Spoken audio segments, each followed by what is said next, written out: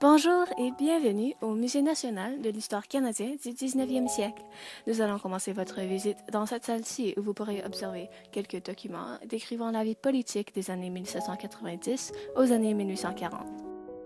Pour vous donner un peu de contexte historique, les tensions dans la colonie du Bas-Canada augmentent depuis 1791, car le nationalisme canadien et l'impérialisme britannique ne peuvent pas coexister en harmonie. Les Canadiens français tiennent beaucoup à trois aspects de leur culture: les lois civiles françaises, l'utilisation de la langue française et la religion catholique. De 1834 à 1837, des assemblées populaires comme la Société Saint-Jean-Baptiste fondée par Ludger Duvernay sont organisées afin de célébrer cette identité canadienne. Vous pouvez observer ici une image du banquet de sa fondation.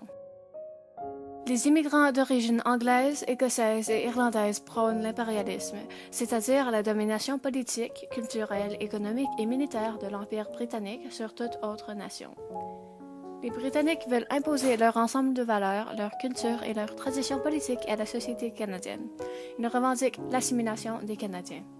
Maintenant que vous êtes informés à propos de ces deux formes de nationalisme, parlons de leur interaction au plan politique. Les Canadiens français forment la majorité de la population dans la colonie et élisent des députés qui représentent leurs intérêts. Ils forment donc la majorité de la Chambre d'Assemblée jusqu'à l'acte d'union en 1841.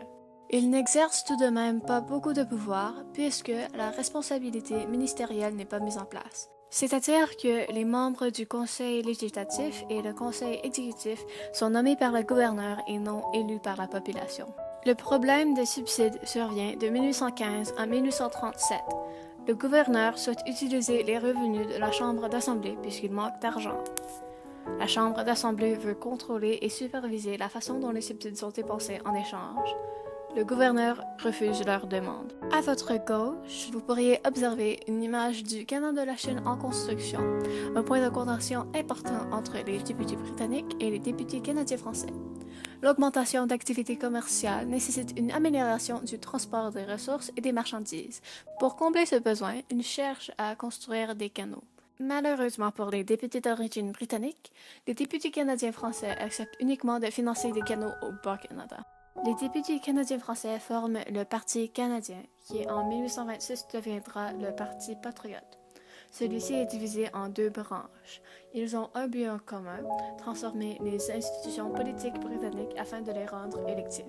Les réformistes, dits modérés, emploient des moyens légaux comme la création de journaux et l'organisation d'assemblées populaires pour atteindre leur but, tandis que la branche révolutionnaire recourt à des moyens illégaux, s'arme et revendique l'indépendance. Le Parti patriote est élu par 95% de la population en 1934, puisqu'ils promettent de gros changements dont les 92 résolutions. En 1834, le Parti patriote est élu par 95% de la population. C'est parce qu'il promet de très gros changements. Ce sont les 92 résolutions. En somme, les 92 résolutions revendiquent un gouvernement responsable.